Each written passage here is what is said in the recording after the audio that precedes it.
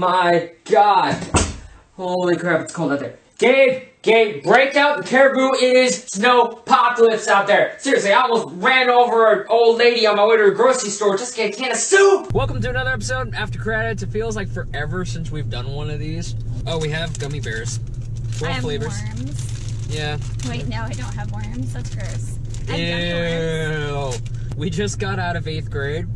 The brand new indie stunner, the crowd-pleasing, critic, loving success from Bo Burnham, who is a man whose comedy I hate. You don't like Bo Burnham? He annoys the shit out of me. He's so boring. This movie is about a girl named Kayla, played by Elsie Fisher. She is a shy, nervous YouTuber, and she's just trying to get through 8th grade, whether that be boys, puberty, being cool. Not being cool. I love this movie so goddamn much. You probably liked it a bit more than I did. Really? I didn't dislike it. I thought you loved this movie. There wasn't much gray area. It was either parts where it was like, this is unnecessary, I'm bored, or parts where I was almost crying or laughing my ass off. There was no in between. So I guess those really high points made up for the low points, kind of evened out. They were trying to pull from all these experiences of different teenage girls and just kind of throw them all into this one experience of this one girl. I could see that. And it was a lot at once for this poor girl to go through, which, you know, does happen, so it's not unrealistic. There's only so much you can do in a movie that's spanned over a week. How can you like this and you didn't like 13? From second one, I believe that girl was 13 years old. In 13, it felt like a facade. It felt like an after-school special. You grew up in Frisco. I loved her. I think she should win the Oscar so far. I think this girl is like a force of fucking nature, how good she is. You'll have so many long shots of just her in a close-up, and she'll give this incredibly emotional, vulnerable, pained scene, and you'll see the camera move. You could almost imagine Bo Burnham just standing there holding this camera, and there are bumps everywhere. But it feels right. It feels like just 1 second away from chaos. Even in coming-of-age movies like Lady Bird or The Edge of 17, there's a makeup crew involved. Elsie Fisher is a 14-year-old girl, as I know 14-year-old girls. Appreciated that so much. The realistic... she didn't airbrushed. You see the acne, you see her tooth, which is... You see her looking up YouTube makeup tutorials that aren't doing anything for her. This is gonna sound like such a cis white thing to say, but it feels brave. Yeah. It's exposing. It's really Especially for an vulnerable. Actress so young. And that's what I'm saying. She is young. She is being affected by all these things that the movie has in real life, and she's just out there, man. And it's really vulnerable performance, and I think she fucking nailed it. Bo Burnham was on, I think it was Jimmy Kimmel, and he said that Elsie Fisher, she tried out for her high school play and she didn't make it. What was the play? I don't know, but I'm going to play the following clip as to what she told him to say. Mr. Donia from Thousand Oaks High School, you. I mean, you're obviously not a teenage girl, nor were you ever a teenage girl, but this movie, was it relatable to you? Oh, yeah. Whatsoever? Oh, yeah, definitely. Really? I mean... Were you that awkward? Bo Burnham's nearly 30, and he's the whitest, hipsteriest dude ever. He obviously does not know what it's like to be a preteen in this day and age. I don't know what it's like to grow up with Snapchat and YouTube. That's weird to me, but I wonder if he had to, get in, a panel of preteen girls and, have them write notes on what they're... It really must be interesting seeing the behind-the-scenes of this, because there is so much of this movie, and it's not just the production design, like the Mac computers and the Adventure Time sticker and the Snapchat filters. It's not just that stuff. There's some thematic stuff he nails in here that is relevant to now. How there's a generation that's lived their entire lives online, and that sort of the exposing nature of social media, whether it be revealing the real you, because she's a YouTuber, and you can tell that her unfiltered thoughts are online. And I think a lot of the internet that we grew up on was more on the anonymous side, like chat rooms and blogging. You were always hidden behind a username, where now she's got her face. Yeah. It sounds terrifying to grow up with all of that out there. But at the same time, there's this idea that despite all the changes that may go on around us, people on the inside are relatively still the same. We all go through the same experiences, and we all kind of react to things in similar ways, and it's kind of that comfort of being around everybody, but it's also that terror of being apart from everyone, or you thought that you're different or weird or an outsider. Spoiler alert, we're going to talk about some spoilers in this. If you don't want to know any of that, and just the final thoughts, scores at 6 stars, scroll to that right there. If not, let's fucking do this. She was just so awkward and cringy, and I saw you laughing at bananas. That was what they were going for, and they nailed it. Like, did you ever, like, oh god, grab a banana and, oh my god. So she No, I never did that. So her crush is this fuckboy. The rumor goes around that he wants to go see nudes of his girlfriends or whatever, and so she's trying to come on to him. Action. She's trying to come on to him as awkward as she possibly can, and so she's talking about how she gives blowjobs. So of course the next scene is her going on Google or YouTube how to give a blowjob. Good blowjob. Oh, was it good blowjob? Well, she typed in how to give a blowjob, and then like a couple of weird videos that weren't helpful came up. So then she went back and typed in good, and then hit enter again. Oh, you know, I was terrified for a second that she was gonna get the grapefruit video. Have you seen that? No, I don't want to. Show the clip! Oh, God. Disclaimer, I've never done that, but I do know people who did, and who used, like, fruit to practice. And it was so normal for teenage girls to do that. Oh, God, I hope this guy who I'm about to talk about never watches this video. Oh, but no! A boy I dated in high school, whenever we first started, like, getting serious, he asked me if I had ever practiced. And he meant on fucking fruit. And just the way it was cut. The editing on that, whenever the dad just like fucking barges in the door, and she's like, her eating the banana afterwards. Why would you eat the banana right there? She thought she could prove a point, but no.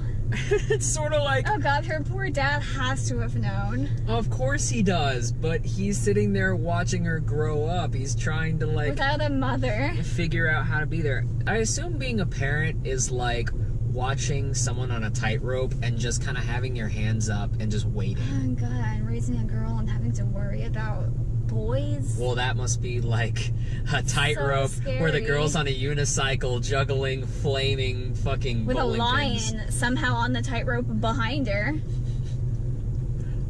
And some asshole on the floor going, do a flip! Something I really enjoyed about this movie was the way that it shot technology. You'll constantly see, like, the sort of cross dissolve with, like, her just looking at these screens. Be on her laptop, but, like, her laptop's in her lap, but then she's on her phone, which, I mean, I've done too, if I'm being honest. Oh, I know. But, and I love that this movie, I love the cinematography in this, by the way, but I love that some shots are just lit with that computer. Like, that's the source of lighting for the whole scene. And it kind of got in her head how, like, you're always looking to react to something. You're always watching other people's lives. With the technology and the typical things that teenage girls go through, there wasn't really much story behind it. It was just, this is what girls go through and we're gonna make a movie about it. They did it well, but I also feel like there was a lack of a story in there.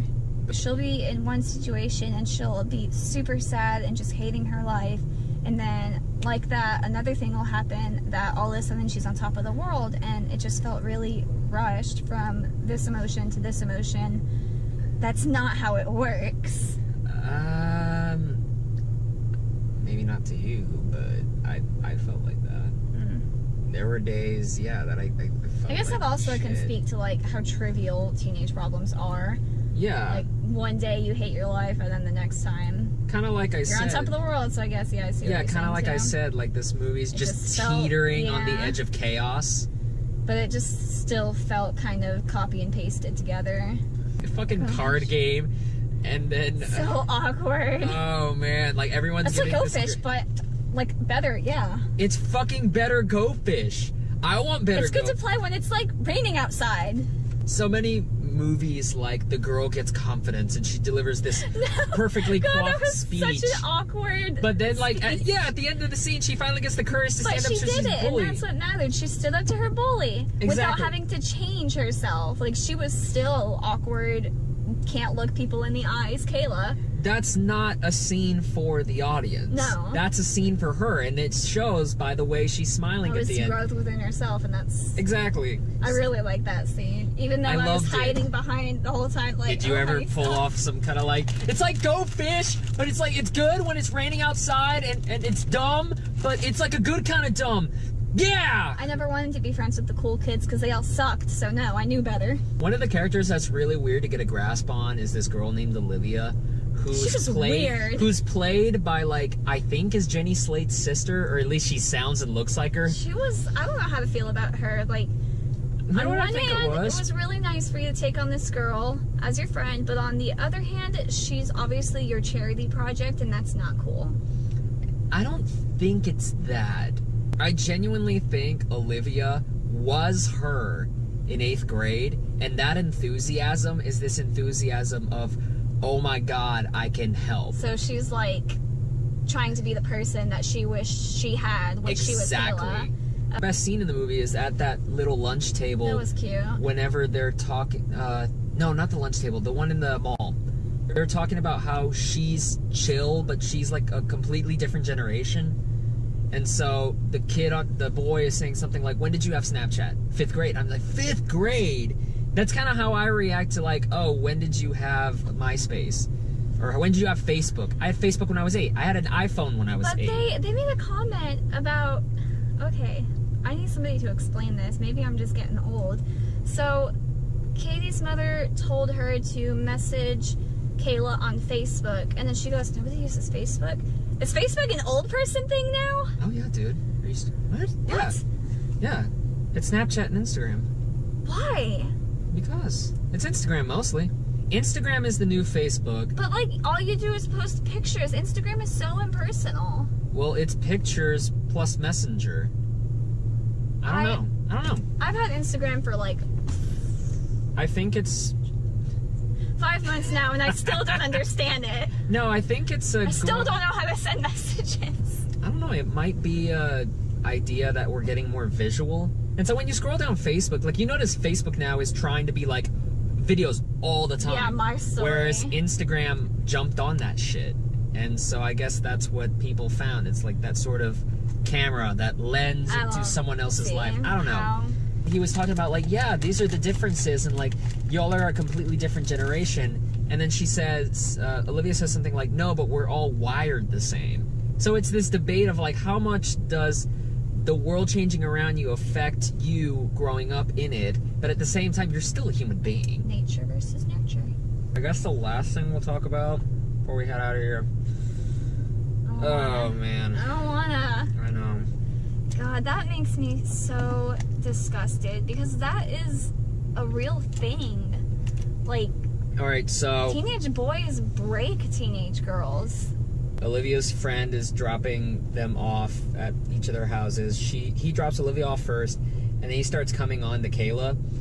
And first off, this scene was shot just like a fucking Scorsese movie. It was dark. Like, the only light you could see of this boy was his smile, which, like, that laughter, like, out of context, it's just a stupid teenage laugh. But in context, it's like fucking watching Henry villainous. Portrait of a Serial Killer. As soon as he said, like, oh, I'll drop you off first, I was like, fuck. I was terrified. Because I grew to love this girl. Like, this movie makes you really, really love and care for this little girl. In a movie, that scene would have ended in rape. But in this movie, it's this awkward, he's sitting in the front seat, she's in the back, and she's just apologizing. Yeah, oh my god, that made me so sad. It broke my heart. Because she's apologizing for not wanting to be sexually assaulted. Exactly. And she feels like she's doing wrong. And then he's enabling that. He's like, you're fine, it's okay. Like, he's yelling at her, saying that. And then he fucking says, like, your first... Like, you should have let me sexually assault you, but I'll forgive you. Because you're gonna get sexually assolted at a party, and so he's gonna be some asshole. Yeah, props to this actor who is, like, the most terrifying thing I've seen this year. Like, good on you. You did your role, and I'm proud of you, but I want to string you up from the fucking rooftops. Like, that's how you know you did it well. Like Benito goddamn Mussolini. I want to hang you from the rafters. You know the reason why he went is because he knew she wouldn't be experienced, and so he could more easily take advantage of that. He was trying to pedophilia. Her. Just shut the fuck up and keep your hands to your goddamn self. Or, you know, just not advance onto women or girls who don't want your advances. It's really not that difficult to keep it in your pants. Welcome back. We got uncomfortable. This movie was uncomfortable. Sometimes in a good way, sometimes in a bad way. And we're going to talk about final thoughts, scores out of 6 stars. I'm going to go first because it's easy for me. 6 out of 6. I loved this. I loved just the pacing. I loved the cinematography. I think the sound mixing should win an Oscar because I think the movie was mixed to where it got you in her head. And I know a lot of people are saying Toni Collette, but man, Elsie Fisher is a fucking just magnanimous treasure. So yeah, 6 out of 6. 3 out of 6. Really? 3 out of 6, yeah. You didn't like it? I would not watch this movie again. It's not positive? As 3.5. 3.5. I'll give it half a point. Okay. Just so I didn't say I dislike it, because I didn't dislike it. I still liked it. I just didn't exactly enjoy it. Kayla was super likable. Like, she was relatable. The actress portraying her was phenomenal in what she was given. I just didn't like the... the context she was given. There was no plot to this movie. It was really just scene after scene after scene. Like, this happened, now it's resolved. This happened, now it's resolved. This happened, and here's your happy ending. I wouldn't. I think it's because they tried to push it all into 1 week that this movie was played out in. I feel like if they maybe spaced it out a bit further to, like, maybe the last semester of 8th grade, that way we could know the characters a little bit more. They just felt disposable without getting to know them. Still a sweet, wholesome, you know, filled with scenes here and there that I liked, but they were only here and there. The movie as a whole, I didn't really enjoy. Alright, so what is that? 3.5, 4.7. Is that wrong? 4.25? No, 4.75. I think I was right. 4.75? I'm gonna pull out the calculator. Alright, cool. I'm gonna go with 4.75 for now, and if not, we'll fix it in post. I was right. Thank you all for watching. Yeah, like and subscribe if you like this video. Gucci.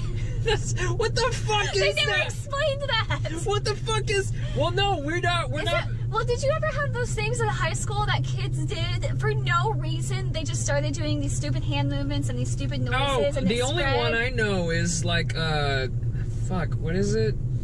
It's... That's a gang sign. No, you spell blood. No, when I was a kid... That's a gang sign, dude. Yeah, they spell blood. But the kids in my high school would, like, do this. They would go, yeah. What the fuck? It's so stupid. But they would just randomly go, yeah. I guess it was like 2008 dabbing. I want to take that as a gift, like at the end of the year. I haven't seen Mission Impossible yet. I will try to. Next week, we're going to watch the fucking Meg. Yes, bitch. Black Klansman. It's supposed to be really good. People really like it. It's got Eric Foreman as a KKK leader. So, fuck yeah. Let's go watch it. Okay. And then, yeah, until that, see you around. Take it easy. Gucci.